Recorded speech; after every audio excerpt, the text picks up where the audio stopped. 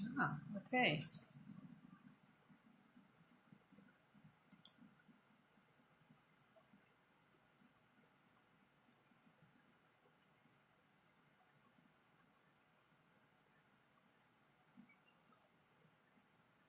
All righty.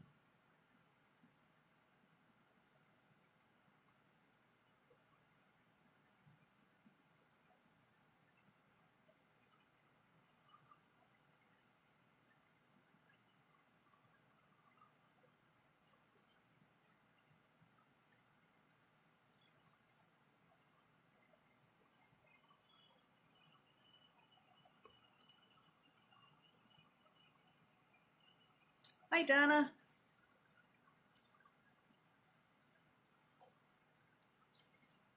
Hello, Diane. Can you guys hear me okay? Hello, Kara. We're getting some people on.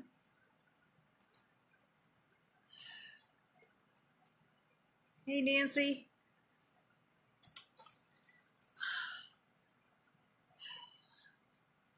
So, oh, good, Donna. Thank you.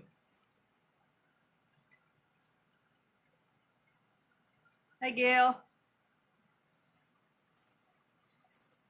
All righty.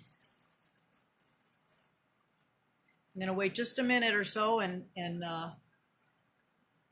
get some more people on here.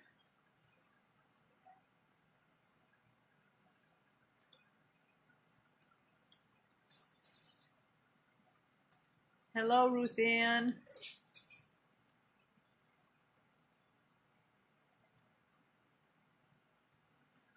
You're having trouble with it? The video looks clear on this end, but who knows? It's Facebook.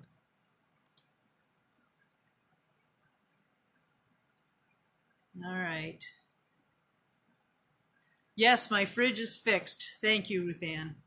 It took nearly a week working out of 3 coolers in the kitchen that we were tripping over and cursing at. But that's all over and done with. Okay. Good, good. Hi, Patty. Okay, so we're going to do, I'm going to show you how to do some torch firing on a on steel wire. Yeah, Donna, you're right. And you know, I was asked a question just a little while ago, why steel and not copper? And I thought that's a great question, and I didn't really know why. So I tried torch firing a piece of copper wire, and it seemed to work just fine. However, in researching, which is there's very little out there, but according to Barbara Lewis, she says that the copper wire, now let me see if I get this right here. What was it? The copper wire has more thermal shock than the steel, and the enamel apparently doesn't flake off of the steel as easily as it does on copper. Now, I'll find that out if it's true or not in the respect that this is a piece of copper wire that I did just a little while ago. And I'll keep it as my test piece to see if anything flakes off. But so far it looks really good, but I did not anneal this. So, but anyway, I wanted to address that because I didn't answer that person's question right off the bat because I was trying to figure out the answer. And I think that that is the correct answer. So, although the steel does flake occasionally, not all over, but just so that you're aware of it. Okay, so let's see here.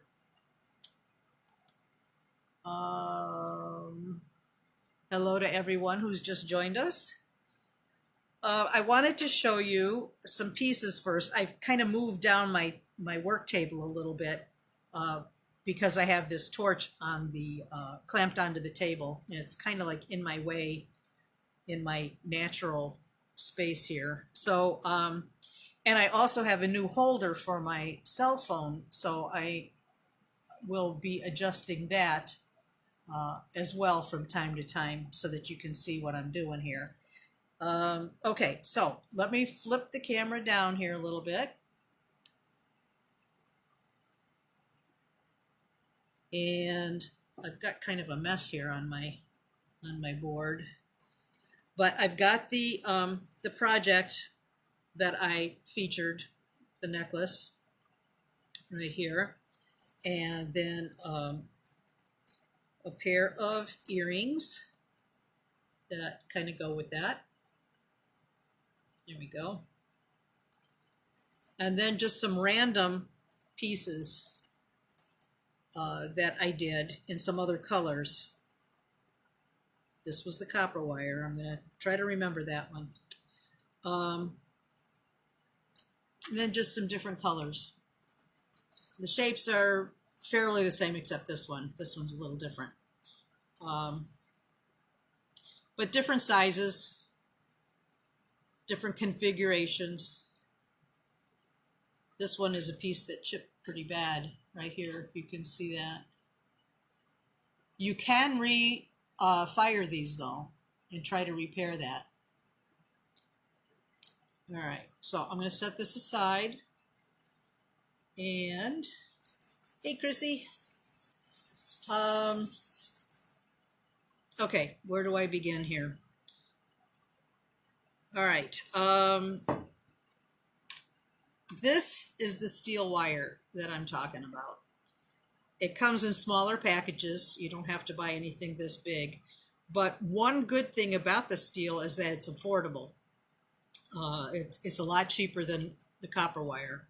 And honestly, I can't remember where I got this. I don't know if this was my husband's and he gave it to me, or if I ordered it on Amazon.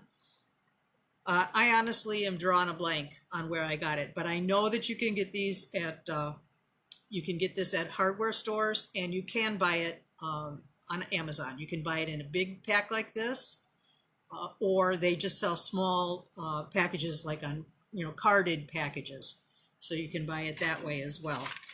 This will probably last more than my lifetime. So, oh, and this is a piece that I did a while back. It's another option. I'm not sure I like the colors right now, but it's another doable piece that has a enameled bead on the top, and I put a little bit of sari silk on it and used like a tritone colors. Okay, so that's just another option. Okay, let me see here. I'm going to check messages here. Can you do this also in the kiln? I don't think that is probably, no, probably, I would say no, because this is basically using the immersion method of torch firing. So it's different.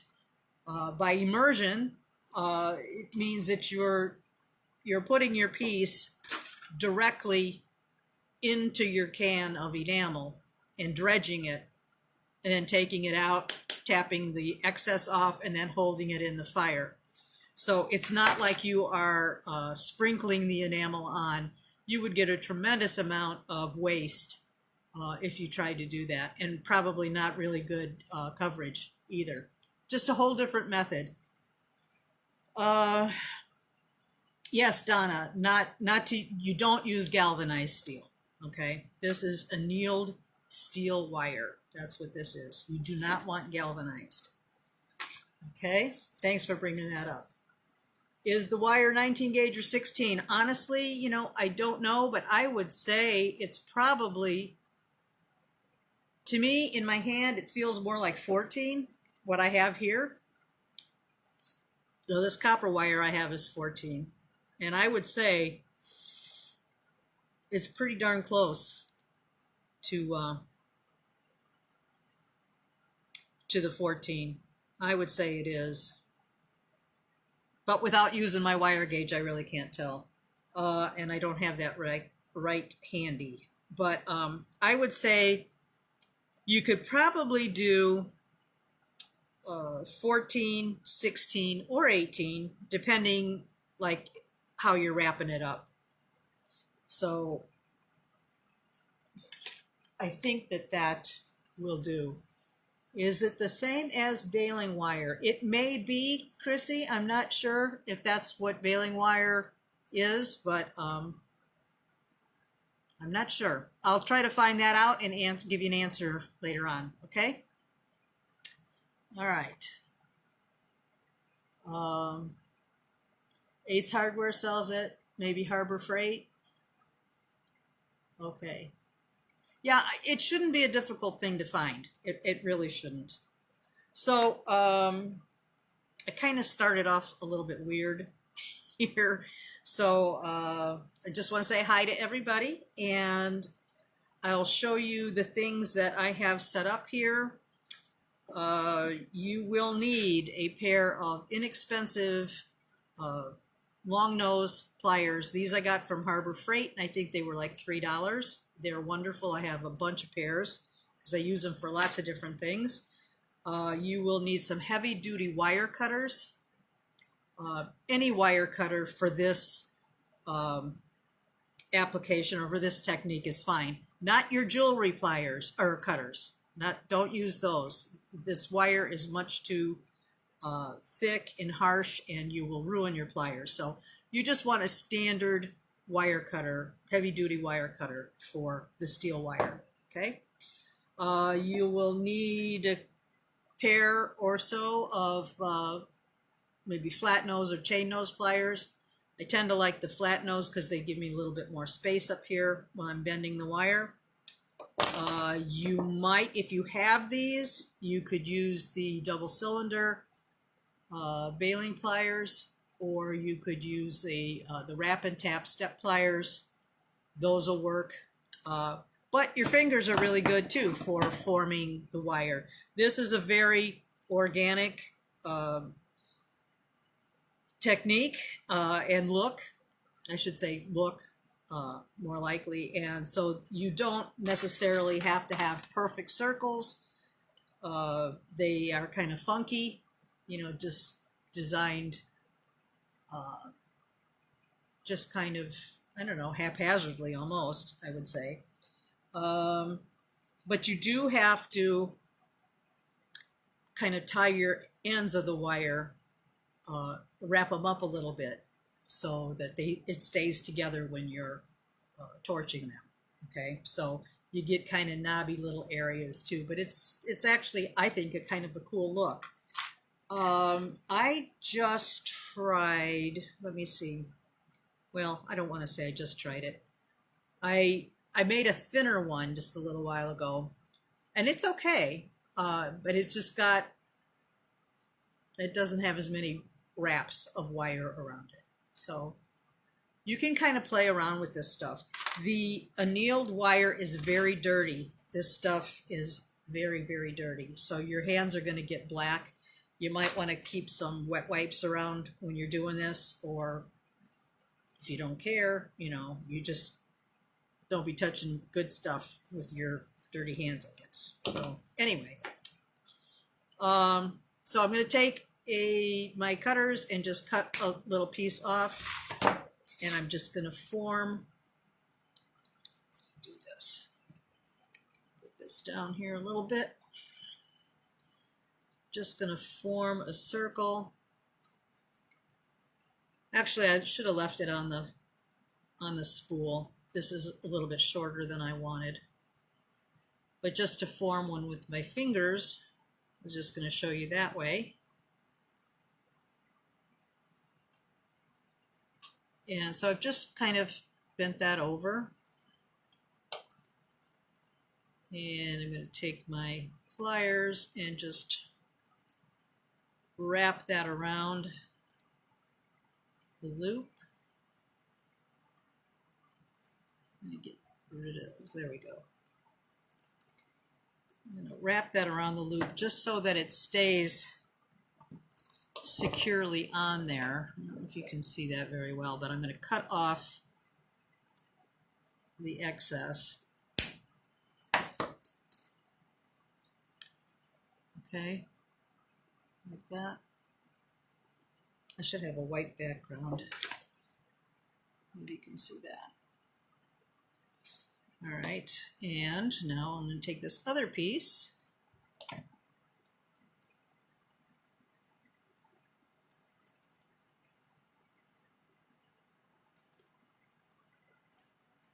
And loop that around. And then cut that excess off.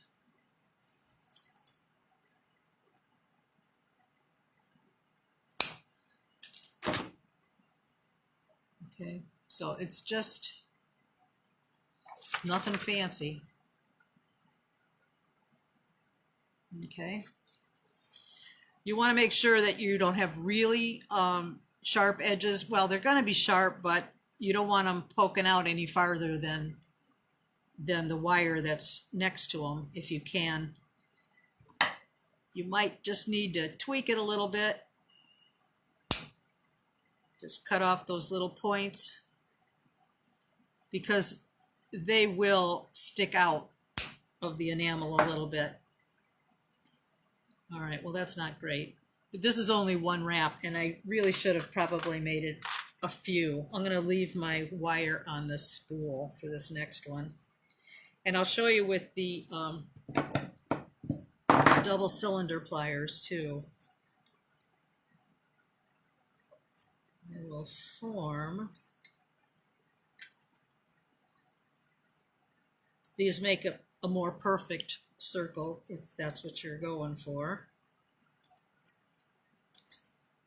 Like that.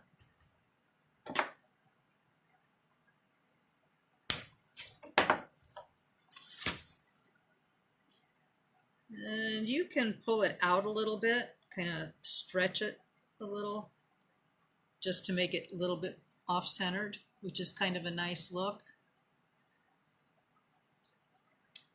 And then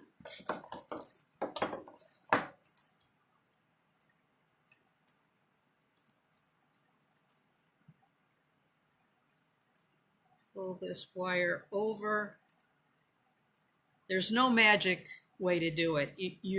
Once you play with this, you're just going to see how it is to work with and figure out the best way to achieve what you're looking for. But this is basically just to keep all the wires together so they don't spread apart while you're torching.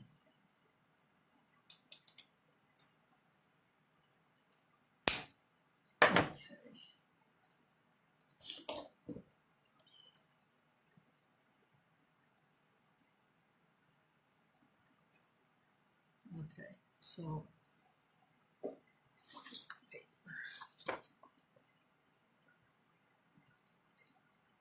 So too close, too far, I don't know. Hopefully you can see.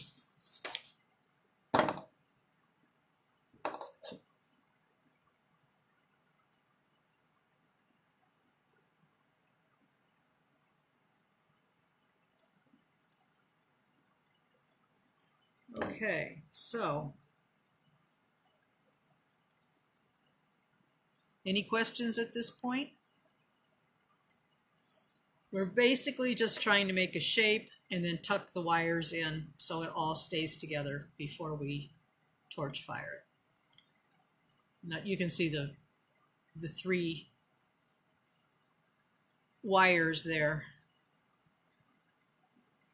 Just a little different look. But once the enamel covers over it, you're not going to see that much. Some of these that I did, you can see where the wires crossed over, or where the enamel kind of melts in between the wires. So that's kind of a cool look.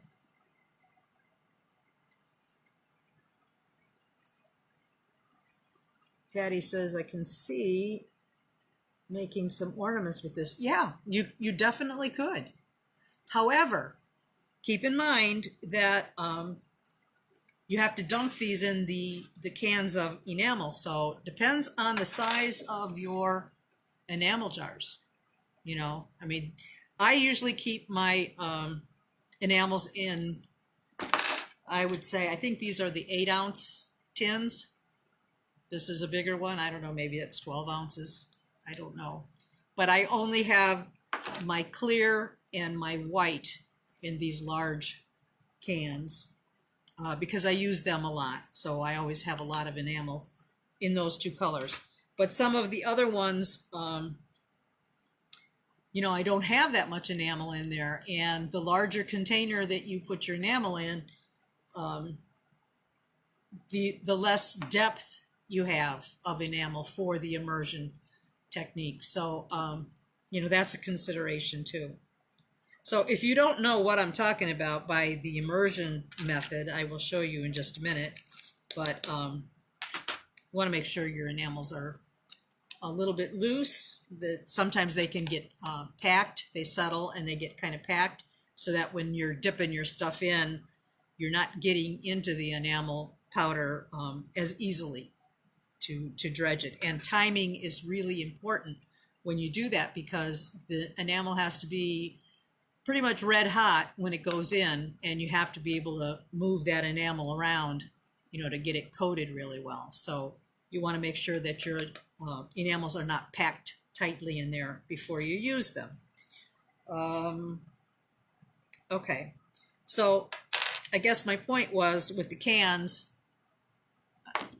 however big your piece is, has to fit inside the can. Okay, so I guess you could transfer this into something else if you wanted a larger piece.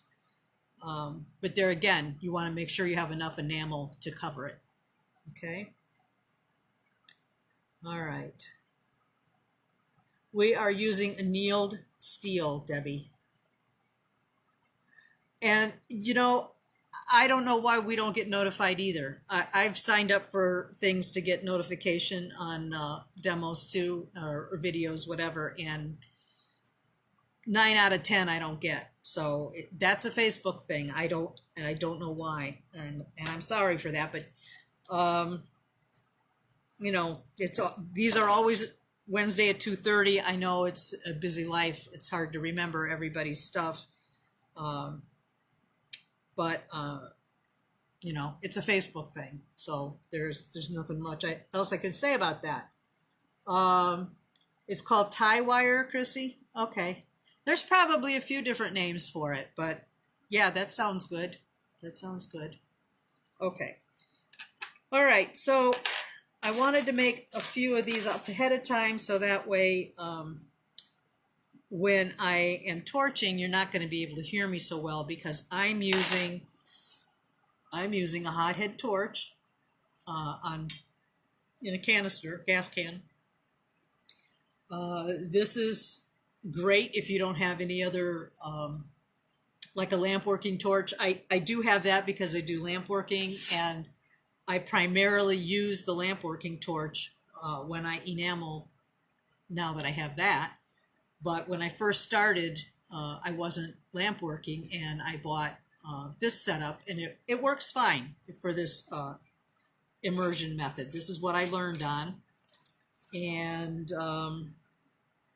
so you need this setup. A butane torch will not work. I think that the other metalsmithing torches are probably too hot for it.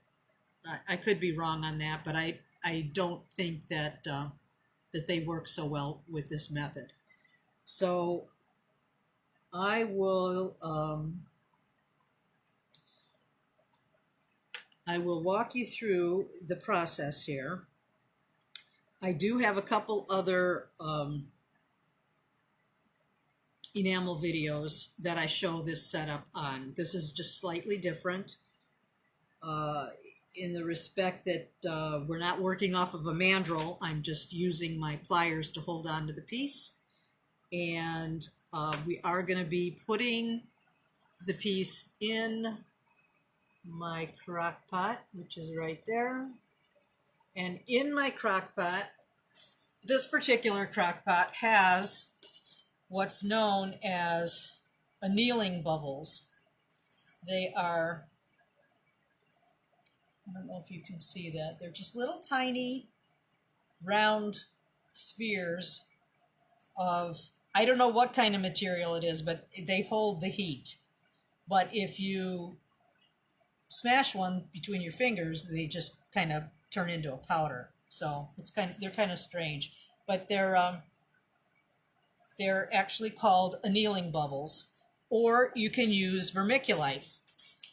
But I would suggest if you use vermiculite that you get the chunkiest kind that you can find. Sometimes you'll find it in the garden section of stores, and sometimes the vermiculite is very fine.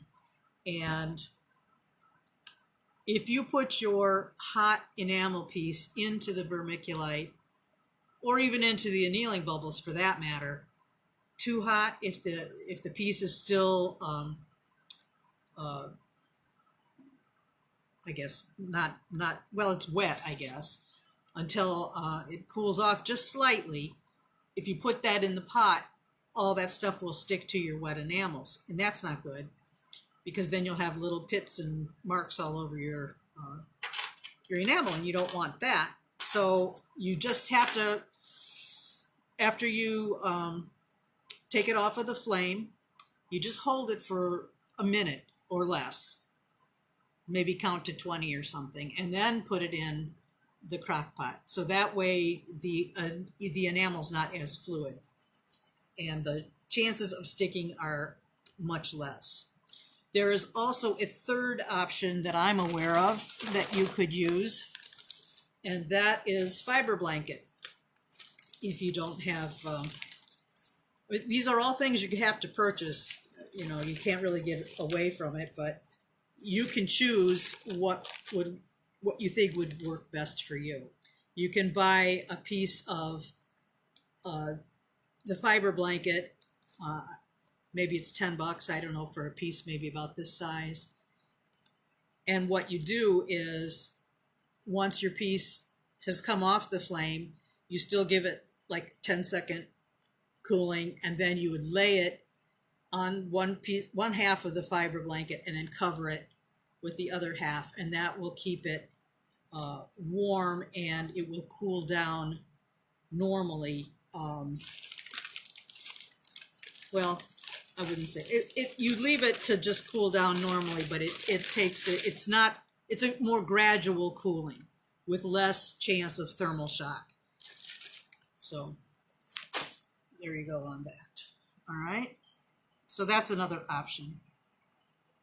All right, so I'm going to go ahead and get ready here to torch some. Is the crock pot heated? Yes, it is, Patty. You know, Patty, I don't know about perlite. I've never heard it mentioned for this, but maybe that would work. MAP gas is fine, Donna. MAP gas is fine. It's just like 3 times more expensive. You can use the propane just as well for this, and you don't have to have that expense. All right. So the next step is getting all your stuff ready to torch.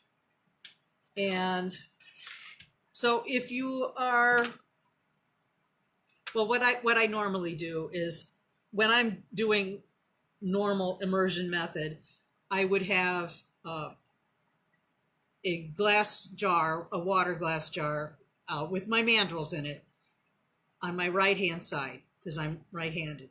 You'd normally put that on your dominant hand side. Then on your non-dominant hand side, you would put all your enamels.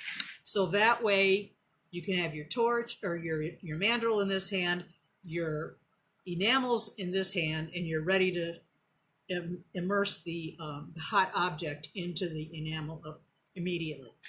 Okay, and you have your matches for the torch. You've got your pieces, you got your pliers, and the crock pot, or however you're going to, whatever you're going to use to keep your piece warm and let cool naturally. It has a tendency, the glass has a tendency to, or the enamel, to pop off if you don't anneal in this particular technique. Okay, you don't have to. When I do immersion style beads or flat objects, I don't anneal. But the steel wire, it is recommended that you anneal it. Okay. Let's see. Do you need to do that when you're using the shapes? No, you don't, Chrissy. You don't. Okay, so once I turn this torch on, it's rather loud. I have to have a fan on, an exhaust fan, and I have another fan blowing on my smoke detector because it gets quite warm in here when I have this torch on. And sometimes that sets off the smoke alarm, and I really would like to avoid that. So I have that stuff on, which all,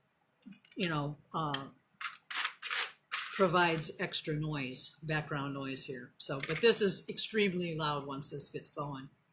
So I'm going to turn it on. I don't want the flame like full blast, but with the hothead, it's kind of unpredictable, and it's also, this hothead is kind of old, and it might have some buildup in it because it kind of flares every once in a while.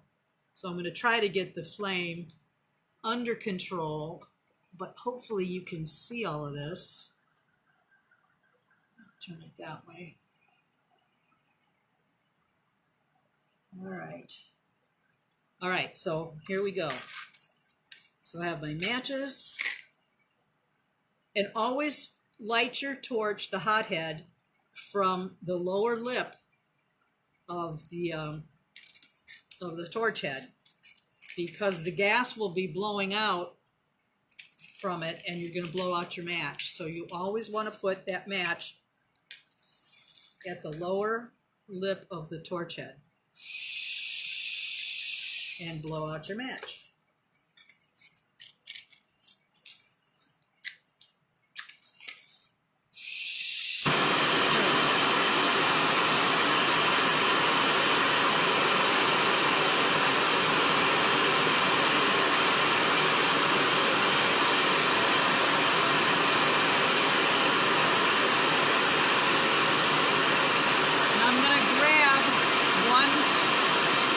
Section of the wire with my pliers, and that little area is not going to get any enamel on it, and I'll show you what we do about that. So I'm going to heat it all up.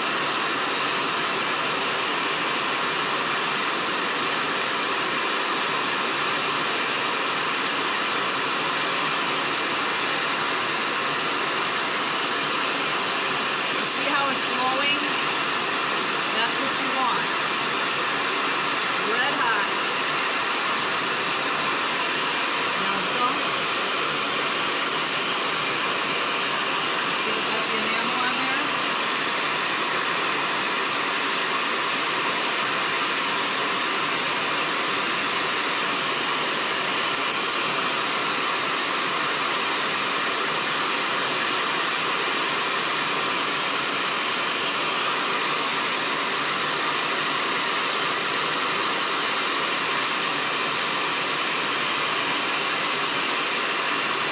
Set it down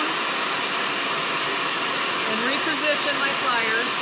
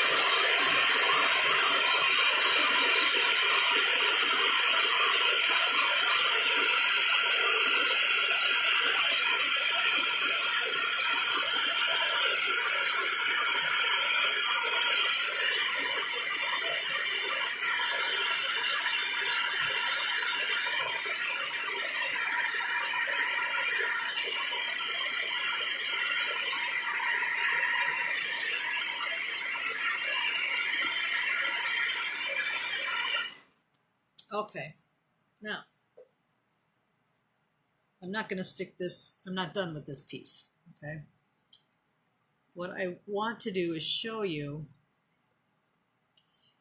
I don't know if you could tell when I was doing it, but I did it in increments where if I held on to this plier and dunked it, the plier is going to get all full of enamel, and then it's going to stick. And then when I pull it off, there's going to be a bare spot on there. So we want to avoid that. So I found that if you just enamel a portion of it and then set it down on a heat-proof surface and then reposition your pliers on an area that doesn't have the enamel on it, and then go through the steps again, and you just keep rotating it around until you get a full coverage.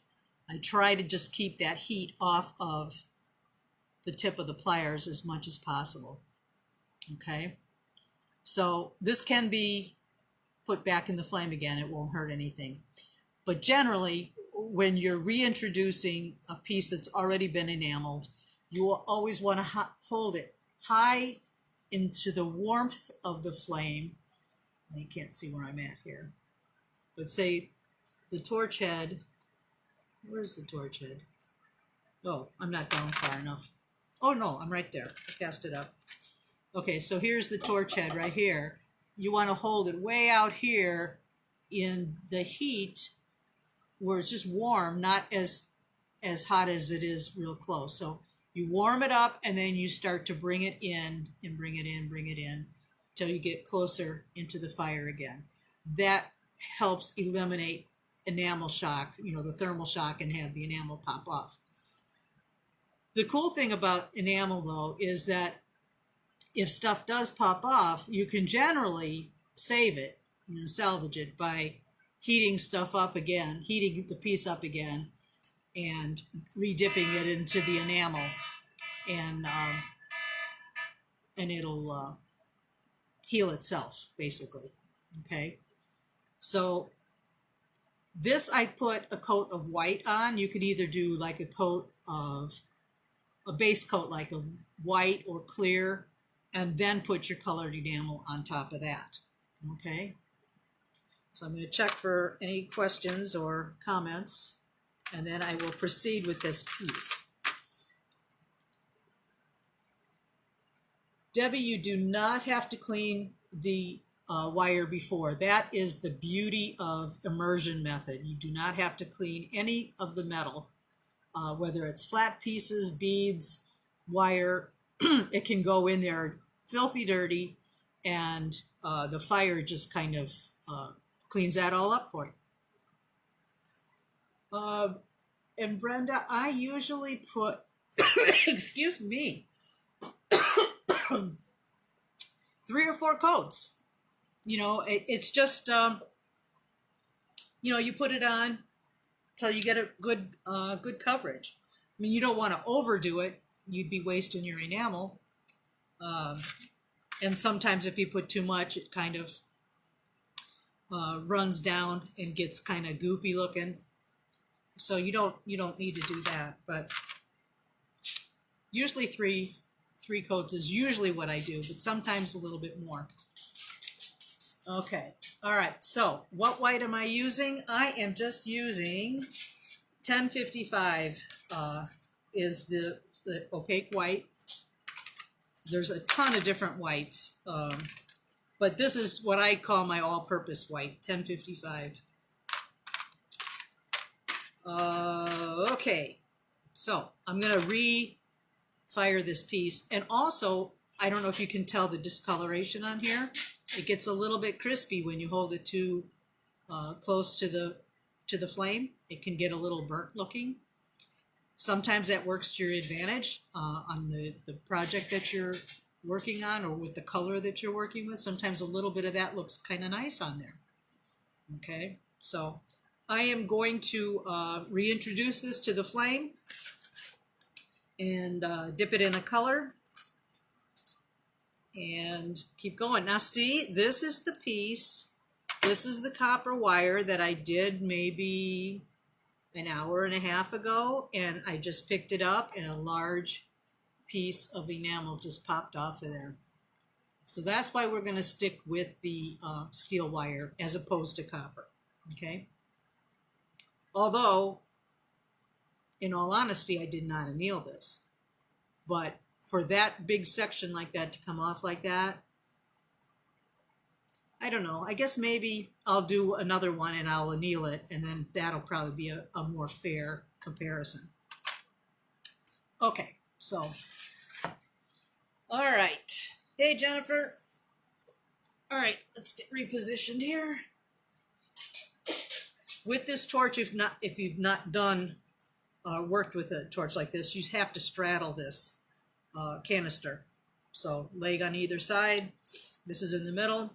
As your gas goes down, as you're using it up, the can get very cold and get frost on it even as your can is emptying.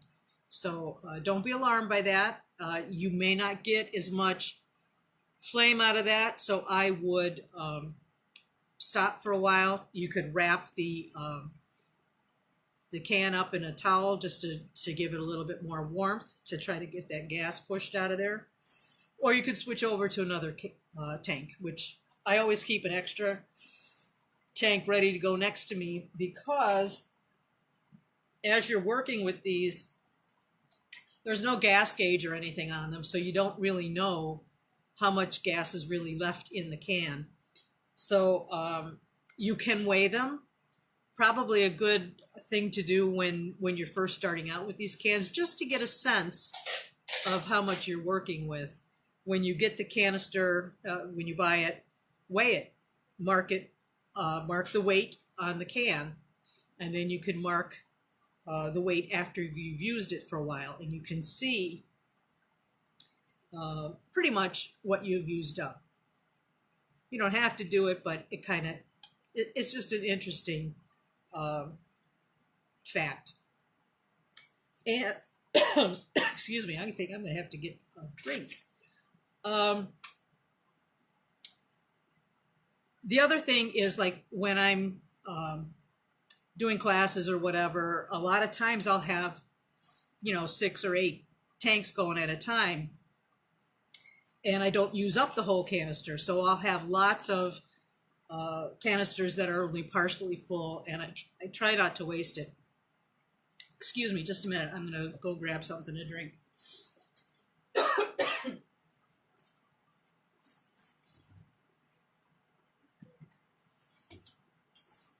Oh. Sorry about that. I got to wet my whistle.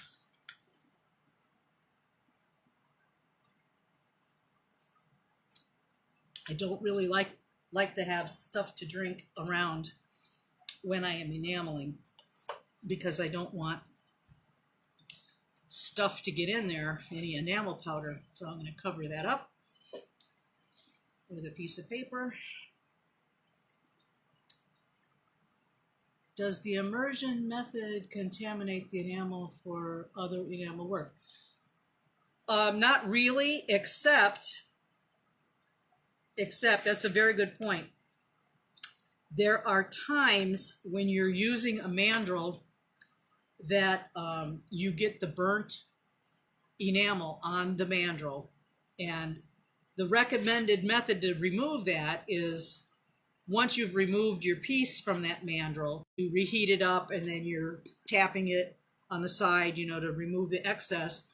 Sometimes those little burnt flakes will get into your enamel. So yeah, I guess you could. Okay. Sorry, I see that we've lost connection a couple of times. Okay. So yeah, I mean, if I haven't really tried to sift it out, but I have gotten some fine tweezers and picked out any little black flakes that I have gotten in the container. That's another reason to not fill up your containers real full, because in case that you do get a lot of that, you want to be able to clean that up, and then put some clean enamel in there. Okay, I hope that helped a little bit. But that was a very good point, Jody. Okay, so another sip here. All right, back on to firing. I'm going to reheat that piece that I was doing, and I'm going to put some color on it.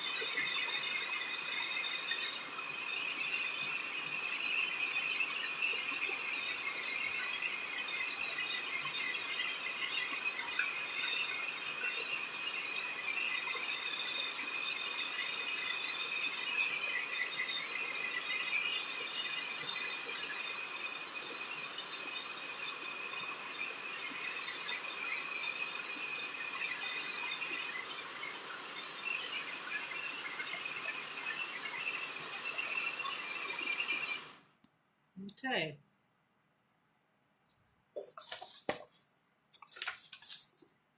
The color will come out as it cools, but I'm going to stick this now into the crock pot.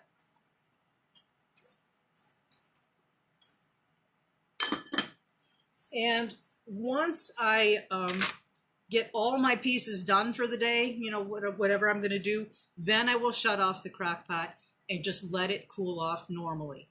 Okay, that way it gives it a good amount of time to cool off very, very gradually. So that's a good way to do that. All right, I'm going to do another one here.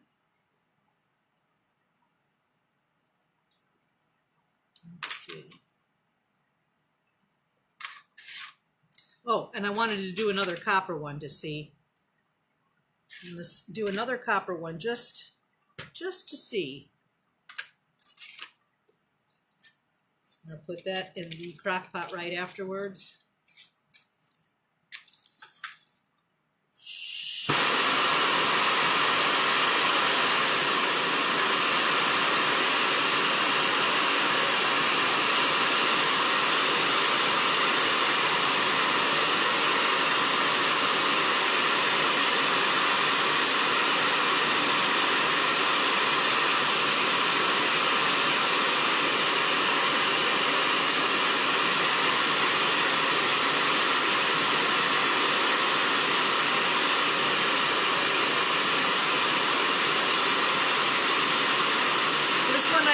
I dipped in clear.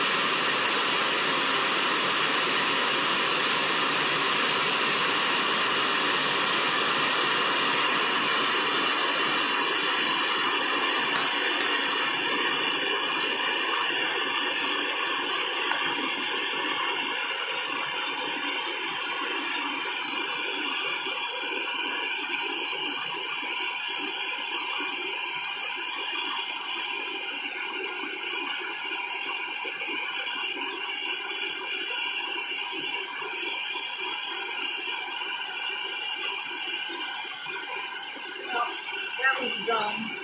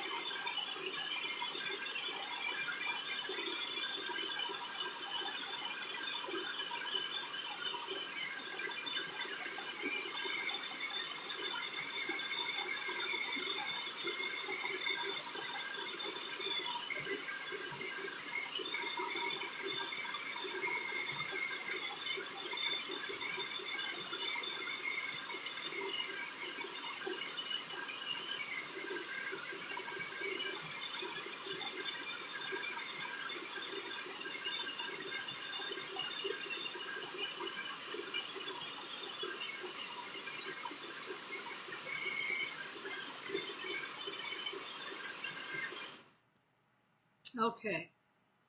So this one, initially I dipped it in clear, which is fine, but then I dipped it into another transparent, which was not fine, because on the black wire, that transparent color is not going to show up like it would if you used an opaque. So here is, I don't know if you can see that, but this is a real pretty iris purple.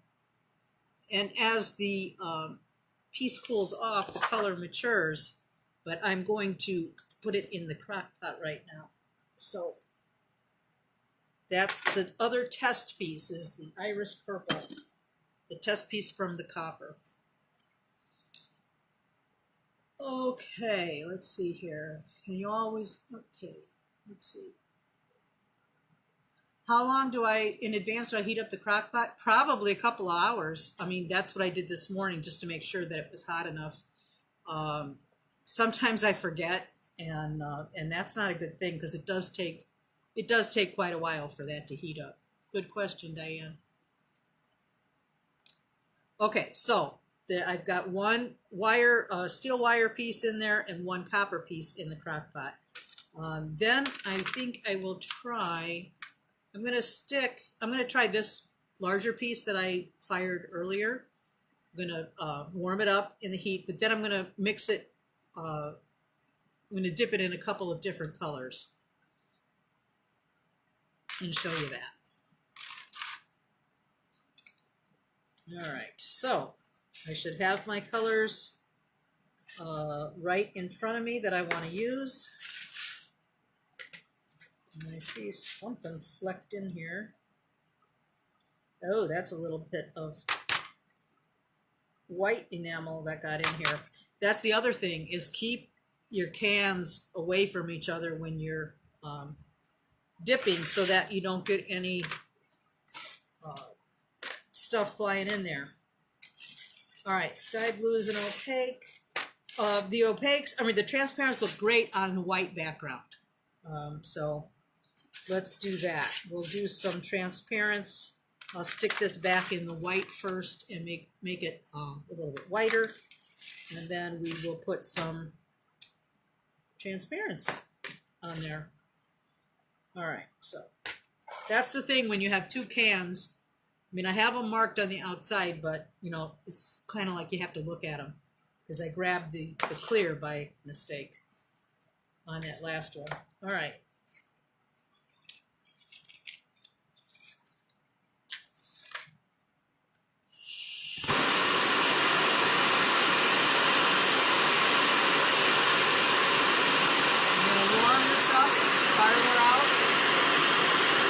Getting it warm, reintroduce it to the flame again.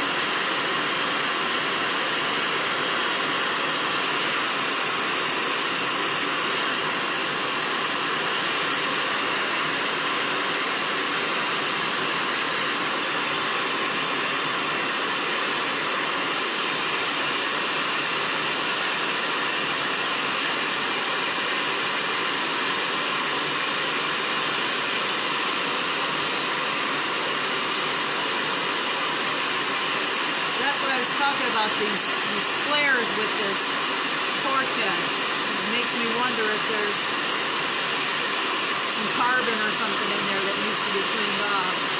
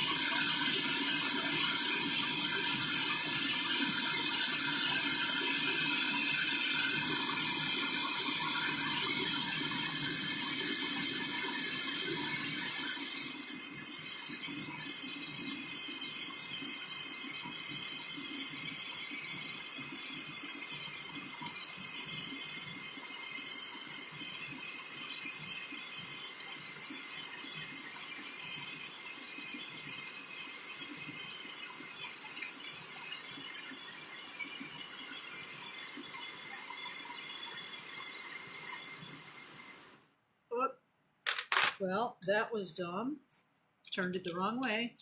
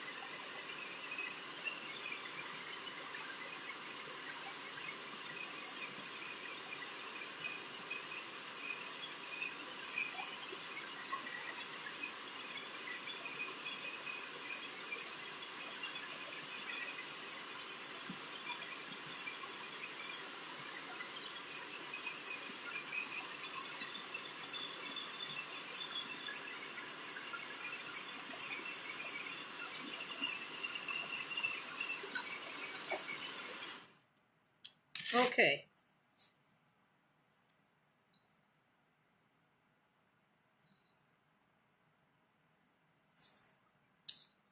All right. So this one I stuck in Beryl Green, and that's a transparent. That is this top color right here. I don't know if you can see that very well or not. But Beryl Green, Nile Green, and Iris Purple. So you can see the difference in color. Well, I'm looking at my laptop and it is very, very grainy. The video is very grainy. I hope you're not seeing it like that, but that's what I'm seeing. So, all right, let's see here. Any other questions?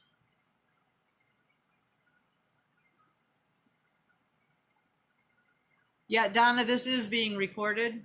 Unfortunately, it's not a very good recording, it looks like, on this end. So,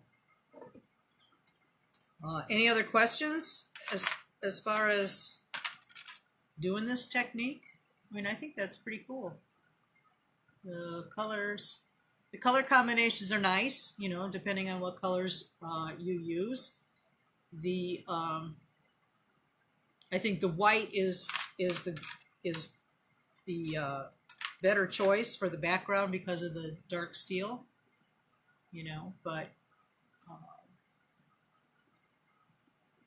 the opaques are good, but the transparents, you know, these two green colors, well, they're kind of green blue. I mean, they came out good on top of the white. You can definitely see those okay.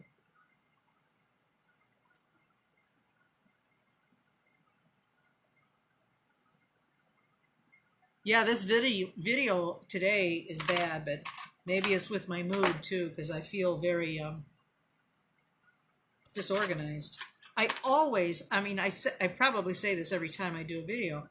I always think of stuff right before the broadcast that that I didn't think of earlier, and so then I'm scurrying around, and then when I sit down to do this, it's like, so I apologize for that. Sometimes I have difficulty finding the correct words at the time. Of course, then I think of it later, and it's too late. Yeah, these are being recorded, so you can always play them later. We are using steel wire primarily. I did an experiment with copper wire, Lena, but really the steel wire is what I would recommend to use with this technique. Let's see. What topper? I am working on, it's like an aluminum mat. It's kind of like the old-fashioned heat-proof mats that people used to put next to their stoves. I'm talking like maybe 50s or 60s. Seems to me, I remember something like that in my mom's house. And I think it has some kind of, I don't know, it feels like kind of like a cardboardy something on the back, but it's probably not that because it's supposed to be heat-proof. But I think you can still get these on Amazon. They come in two sections and they kind of interlock in the middle.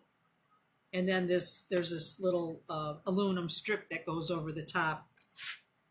But you can just use a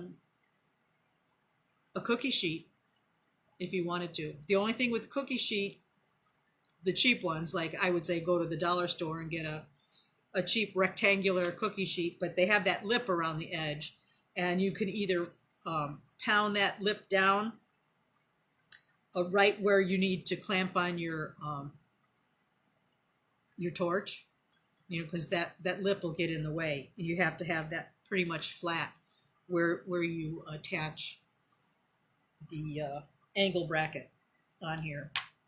But you can also use a ceramic tile. The only thing is when you are clamping your angle bracket on here on the tile, you just want to be careful that you're not tightening so tight that you crack your tile. I've done it on tile and it's fine. You just have to be aware, that you don't want to use like really brute strength on that. However, you do want to make sure that your torch isn't going to move either. That is important. Yeah, Chrissy, you do heat whatever medium you have in the crock pot. It needs to be heated up. And I would say heat it up a couple hours ahead of time. Just try in your head to remember that needs to be hot, when you put your pieces in. That's pretty much the whole reason, is that you're trying to keep that piece warm and cool down slowly. And that's a great way to do it. Or being that you're a lamp worker too, Chrissy, you might have some fiber blanket around, and you can use the fiber blanket too. So Gina, mine is a Ranger Clean counter mat. See, I knew in my head that I had seen these before, like in my youth, around the kitchen somewhere. So, but when I first took my classes with Barbara Lewis, this is what she used, and I thought, it worked really great. But when I started doing classes, large classes for other people, I didn't want to spend all the money, on getting one for every person, but I did get maybe a half a dozen of them. But I do suggest using baking sheets too. So you just want to protect your surface, your working surface. And if I want to lay down, this hot piece of metal on here, I don't want it to harm anything around there. So yeah, you can get the wire on Amazon too, Lena. I checked them last night, and they have smaller packages that are like carded packages, and then they have the big bulk pack. But like I had said, this pack will last me forever in a day, and maybe it was $10 at the most. I mean, you could never buy that much copper for $10. So, it's nice to have.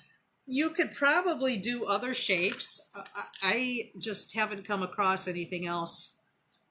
I was thinking maybe like a bird's nest kind of shape might be fun, but there again, depending on the gauge of the wire that you're using, this is a little stiff, although it is annealed. But it might be hard to like bundle or weave it, that sort of thing. I tried to stick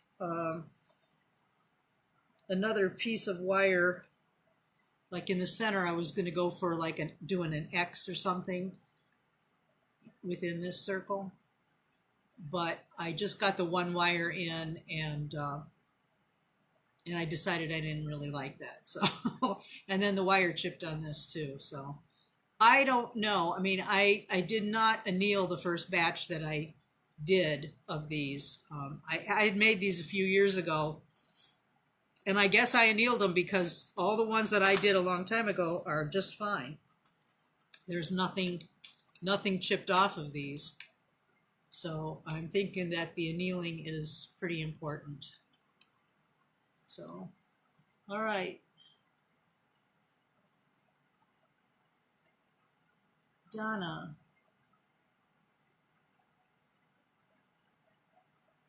Okay, well, that's interesting.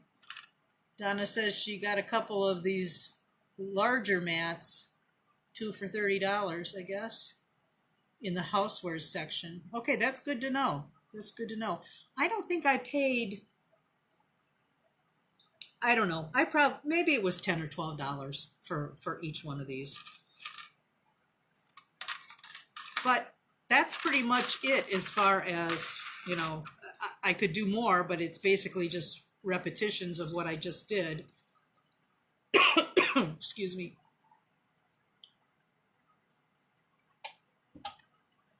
I could never be a professional speaker.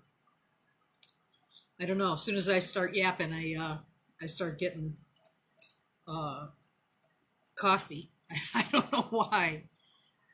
Okay. Yeah, these like I said, they or like I showed, make a cute necklace. Having the little links put together. Um, you could try to do more graduated if you wanted. You could do them smaller. You can do them larger. Like I said, it just depends on the size cans of enamel that you're dipping into. You could use Pyrex, little Pyrex custard cups too, if you don't want to dedicate, cans to these.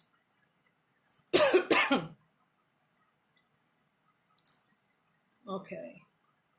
So, but yeah, I mean, you could use these as a focal, like on a bracelet, if you wanted to do that. But these things, I would wear them with caution,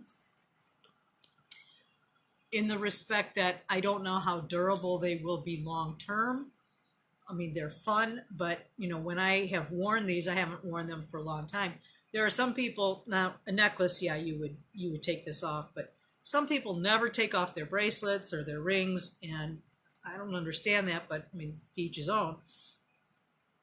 But I think the more you wear something, the more likely, for something like this, the more likely you could damage it. This should be okay as a necklace, but if you had it as a bracelet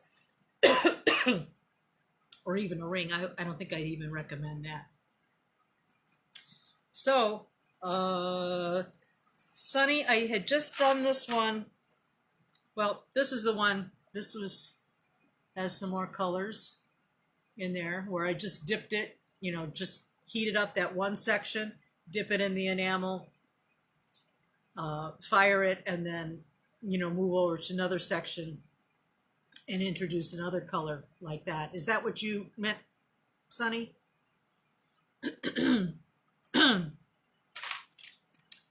Yeah, or this last one that I did. This is cool now. I can touch it. I didn't anneal it, but I wanted, you have to sacrifice pieces for showing.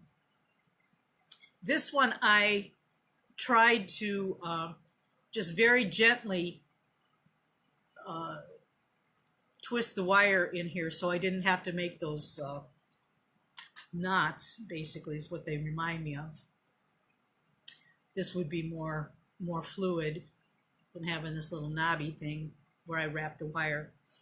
So you can play around with that, whatever you come up with.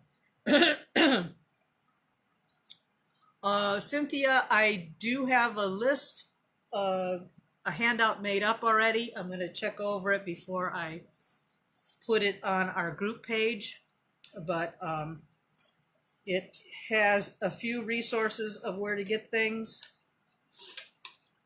It's not totally, I don't know. I mean, there's a lot on there, but there's a lot not on there. So if you have any questions and you want to ask me, just go ahead and ask, and I'll try to get you the right answer. Yeah, I mean, it's a different thing. It's just kind of a different thing, and sometimes that's all we need, is something just out of the ordinary to play with. When I made these, they sold really well. So people like different, and they're kind of fun. So, okay, I guess, Chrissy, you're on your way to try this. Good girl. All right, and make sure you post this stuff. If you make it, post it. Last week, a few people posted things that they did, and I love to see that. So I guess I'm going to say that every time I do one of these demos, is just share your work with the group. It inspires everybody. I know it does for me. When I see, I mean, in other groups that I am a member in, I love to see other people's projects. And, I don't ever try to copy something identically, but it gives you more stuff to work with, and you can kind of create your own thing from that. Um,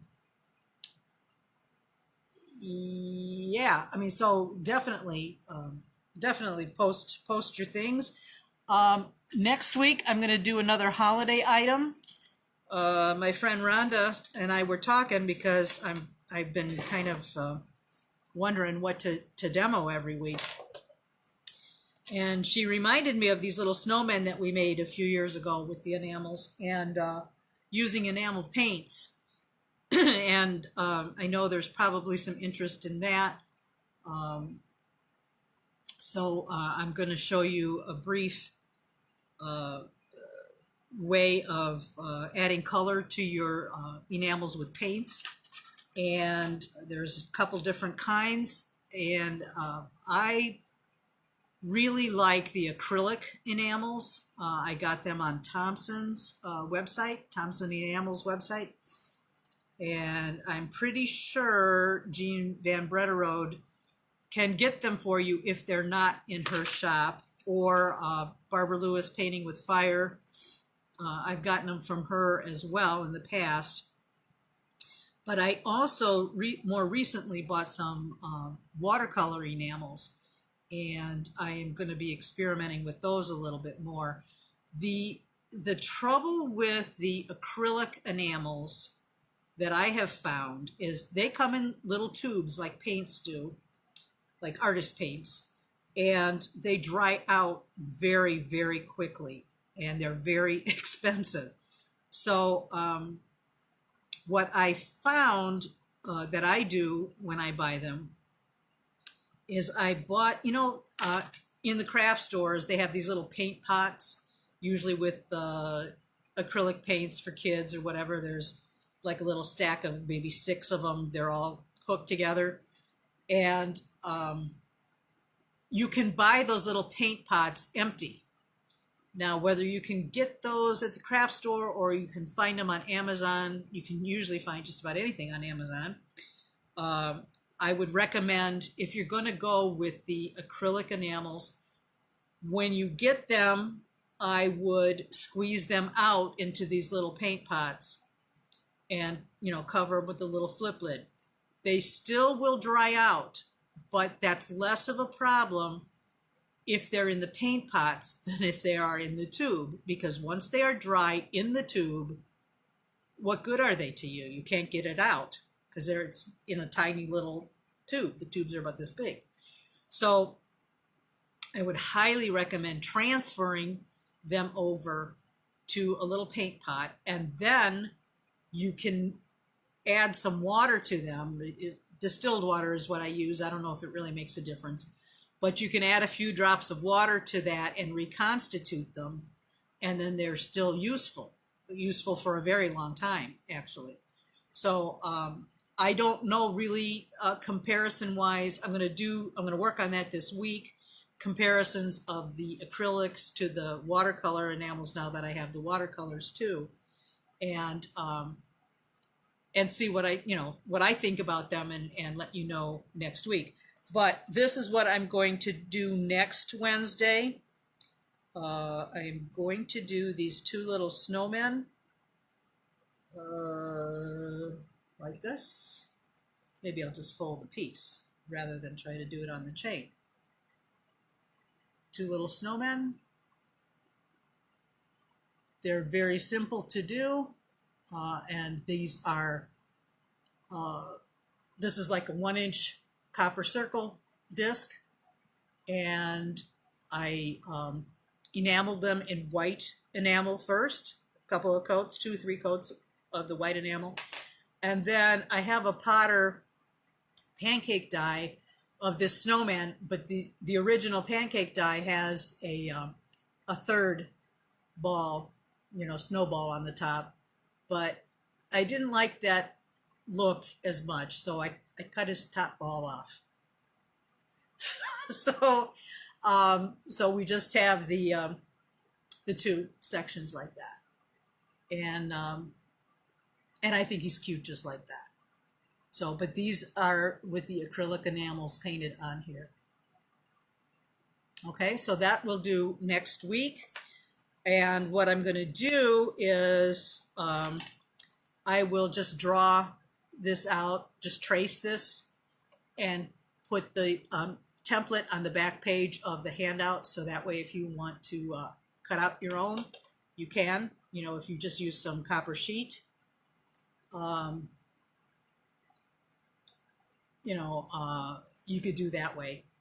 You know, I mean, that's easy enough. If you're, and I used 24 gauge on this stuff because when you're enameling, you're adding layers on that metal, and you can really get by with 24 gauge, and that's easy to cut with metal shears too. So you can do that if you desire to do that. This is also on the torch, Cynthia, and I will show you how I manage that.